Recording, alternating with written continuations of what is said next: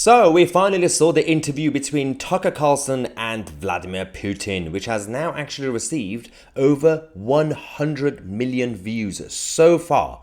Absolutely huge. And in this video, we're going to go and review, in case you missed it, we're going to go through the key points that were mentioned and see what we actually saw. But just a heads up, if you happen to be an irrational tribal, pro-Putin or anti-Putin, you're both going to get offended. Yes, you're going to get emotional because you've already picked a side. You don't actually want to know the truth, so it's probably not for you. First things first, a lot of people criticize Tucker Carlson saying, well, he's not actually going to challenge him or push back or do whatever. He's just going to let him talk. My philosophy when it comes to interviews is actually the same, saying, well, no, you have to let the person talk. Even if they're doing their own propaganda, let them talk. And the more you actually let them talk, they're going to either dig or they're going to rant, and you're going to find flaws in the interview anyway. And we've already seen it. A lot of analysts have already come out to say, well, that was wrong, or that was factually incorrect, or in terms of opinion, I don't like that, or because you actually, if you help to actually listen, you let the person talk, that's much better. If you try to do a gotcha interview, if you try to push back and challenge, it makes you feel good for about 10 seconds. Oh yes, I pushed back. I held them to account. No, you didn't. Because from that moment, the person you're interviewing, whoever it is not going to actually say what he wanted to say.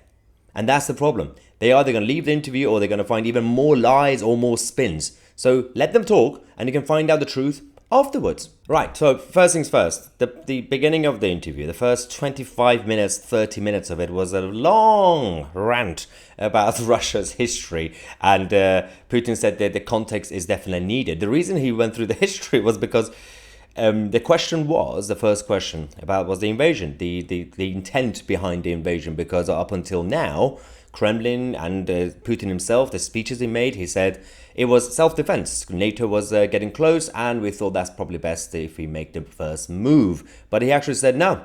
It's because we don't believe that Ukraine is a real country, especially the eastern side. And he went through the history to say why basically they should belong to us, which went against what we've been hearing for the past 2 years. Then there was a question of NATO, the existence of NATO and the discussions they've had since the 90s. Now, a lot of you guys know that the NATO was supposed to be primarily against the Soviet, but they continue to remain in place. They never actually clarified, is it because the Chinese Communist Party or you don't trust the upcoming or the new coming Russian regime in place, the federation? And when asked about this, Putin actually said that back in the day, there was a conversation that he actually asked the American side, we wanted to join NATO, can we join NATO, is it possible? And then he said that the NATO side didn't trust us. So he basically asked the question, it doesn't really matter if he actually wanted to join or not, he wanted to get the answer that he knew they were going to say. So he actually asked Bill Clinton to join, but the US agencies and the NATO leadership said no. That's where all this tension also continued, because if it were about just the alliance against the Russians, even post-90s, then at least we know where we stand with NATO. But if it's just about an international alliance, well, are we just going to get every single country to join? Are we against China, or can we get China to join as well? Then the conversation went towards geopolitical issues, including the region, the Middle East and the eastern side in general. Putin mentioned the air defense built by the Americans in the area. And he said he actually talked to the Americans, and the Americans said, it's not actually about you, don't worry. This is actually against Iran. We are scared of Iran. We are here because of that. And Putin allegedly says now that he told the Americans and the Westerners that we should work together if you're worried about Iran, and the Western side said no. Now, on this issue, it makes sense that the Western side said no, because it's not like that the Russians were complete neutral when it came to the relationship with Iran. So whatever you think of Putin, like him or dislike him, it makes no sense to use Putin as a mediator. It's the same right now when the Chinese Communist Party are saying, well, should we be a mediator between, for example, Russia and Ukraine, or Israel and obviously the Palestinian side? They could say, well, we don't trust the Chinese, but they're not really involved, are they? But they are, because it doesn't matter who loses, the Chinese Communist Party are always there. They're always there to pick up the pieces. And then there was this interesting discussion about the US agencies, the intelligence and the actual deep state, or the state as we call it, the Western globalists. I have mentioned this on this channel. One of the conversations we've had for a long time was what happened after the Soviets, because of course the Russians went through a lot of period of instability and chaos until Putin came, but we took McDonald's there and Pizza Hut and we said, come on, you can be capitalists. And then some people in Russia didn't like it. But some people in Russia, in terms of government, they wanted to get closer to the rest of the civilized world, right?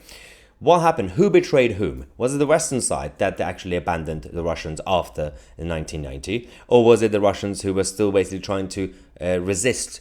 And they lied to the West saying, yeah, we could have conversations, but they didn't want to actually be one of us in the West. But the conversation was about how Putin said, actually, Western politicians, including American presidents, basically Bill Clinton, promised Russia many times cooperation, an alliance or friendship or whatever.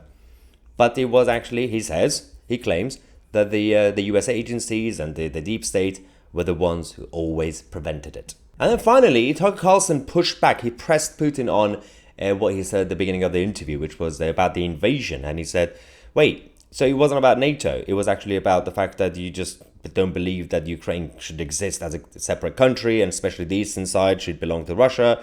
Why did you not do or say anything over the last 20 years? Whenever, right?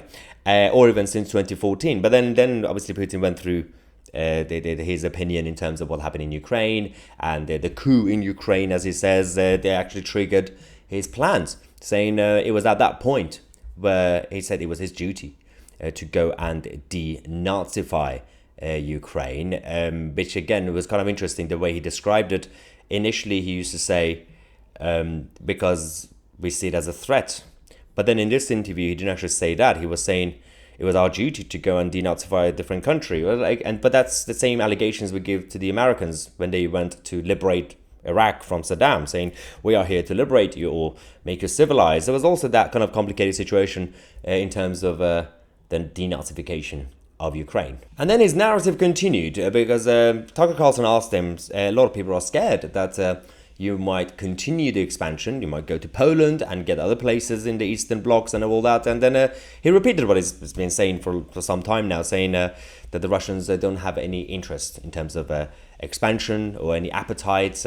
They already have their own problems. But again, this is one of those things where you have to choose subjectively. Do you believe him or not? And of course, the discussion around Nord Stream came up about the explosion and what happened, who did it. This has actually been fascinating over the last obviously a year or so on this issue, mostly because everybody suddenly became an expert from their mother's basement on their computers. Everybody happened to become an expert at the same time without actually knowing what's going on. So you have the Ukrainian government saying one thing. You got the Russians saying one thing, saying, well, obviously Putin said last night that it was actually, he believes it was CIA doing it. And then Tucker Carlson actually pushed back on that, saying, if it were CIA, then why did you not even try to expose them all this time? Why did you not really mention it? Why did you not try to find evidence to come out and actually prove that it was CIA? And Putin didn't really have any evidence, really. He just said, well, because everybody was already talking about it, it was very obvious. So that's, again, you could choose to believe what happened. There's a lot of analysis about what happened in Nord Stream, saying, well, it's just a game of propaganda and war, that you can basically do something, blame the other side. That's just natural in any conflict. Now, this part was baffling, absolutely baffling. The discussion between East and West. The Eastern globalists, the Western globalists, and of course nationalists in each country being in the middle, saying, what about us? He was actually talking about how he went through this analogy of the human brain, that you need both the left side and the right side, and you should work together. Until now, a lot of the nationalists, even in the West, have been supporting Putin, saying, yes, he's against any sort of globalism. He wants nationalism. He wants to look after his own country, and we should do the same. We shouldn't really think about the outside world. It's none of our business. Having said that, something changed, because by using that analogy about the human brain, the left and right side, he actually then said, well, actually, I would ideally rather have a 1-1 system, East and West, a one globalized system with shared security. And that was kind of interesting, because until now, people were saying, well, at least, he doesn't really want any sort of globalization, but of course, he's in favor of BRICS. So that's why I keep calling these guys, you've got the Western globalists and you've got the Eastern globalists. None of these people, neither side, are actually looking after your interests if you're just a patriotic person, wherever you are, whether you live in Saudi Arabia or France or Canada or the UK. And then this is the whole point about the bigger game when it comes to geopolitical leaders. And of course, from that, they moved on to BRICS. Of course, BRICS, which is now this club for all the emerging and developing countries, anybody basically against the dollar and the Western financial systems. Initially, it was supposed to be the idea to kind of just introduce more sovereignty and like in everybody who defend themselves. But actually, BRICS is becoming more globalist as well, but from the Eastern perspective. The discussion was interesting because Carlson was skeptical, as usual. He was saying, yeah, but you say that you want to be against the Western globalist financial system, which is good. Yeah, let's go against the consensus. But you got China leading this thing. Obviously, it's Russia's presidency right now, but China is the big player. They came up with the whole idea. And Putin was actually massively and passionately defending China, saying the CCP is not really a threat to the world.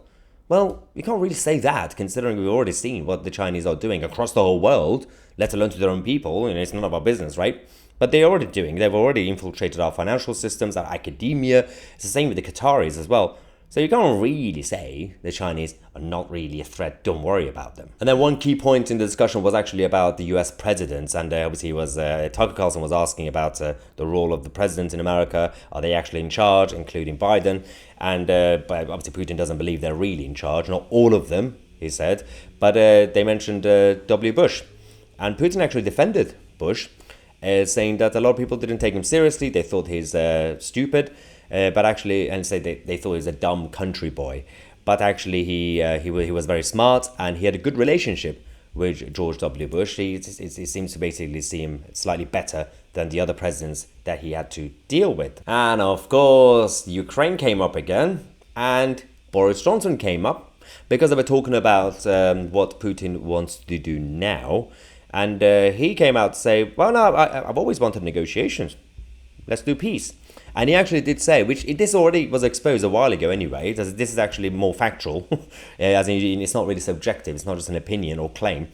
A lot of people were talking about it until Putin also said that when Boris was prime minister, there were already discussions about talks and negotiations, and it was Boris Johnson that stopped it and told Zelensky not to do it, to completely go and fight back against the Russians' invasion. But the key highlight of the interview was actually towards the end of it, and this is where Tucker Carlson has been praised for actually asking the tough question about the Wall Street Journal's journalist who's actually been jailed by the Russians, Evan Gershkovich, and not only he asked about it, he actually pressed and pushed Putin to release him, saying, why didn't you just release him?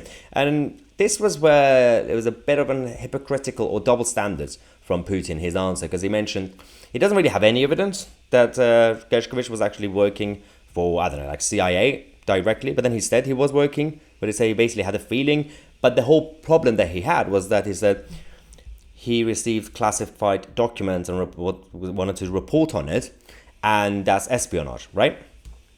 Fair enough. That's your view as a country, strong government. But then it's the same Vladimir Putin who's been defending Julian Assange and Snowden. I mean, slightly two different characters in terms of what they did, but Julian Assange was more of a journalist and he received classified documents, leaked, and then he reported on them. Against the whole world, by the way.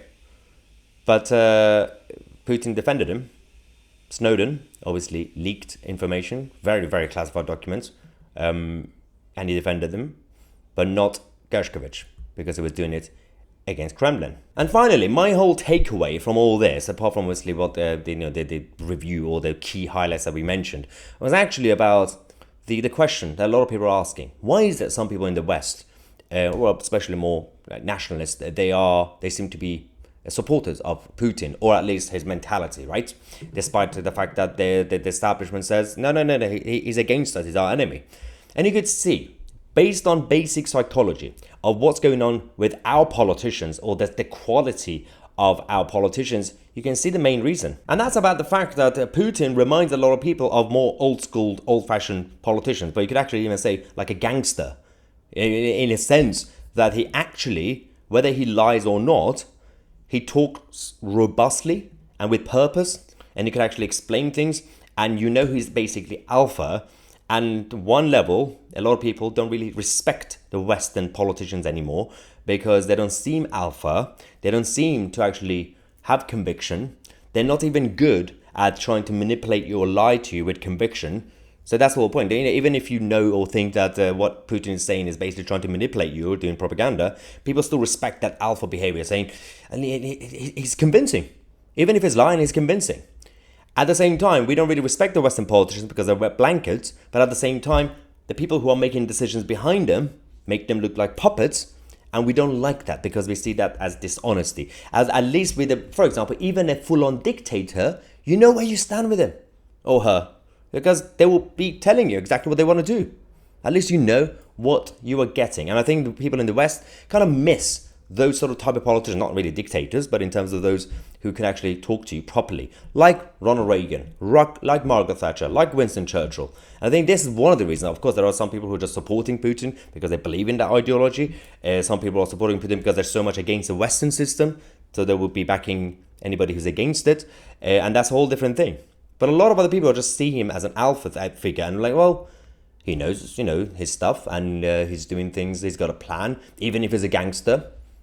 At least I respect him. Anyway, I hope you enjoyed this video and the review of the interview. Unfortunately, we couldn't show you the actual videos and clips because last time we posted it, anything from the interview, Team Tucker Carlson complained to YouTube about copyrights. Thank you so much for watching. I'm Tousi, and we are the media.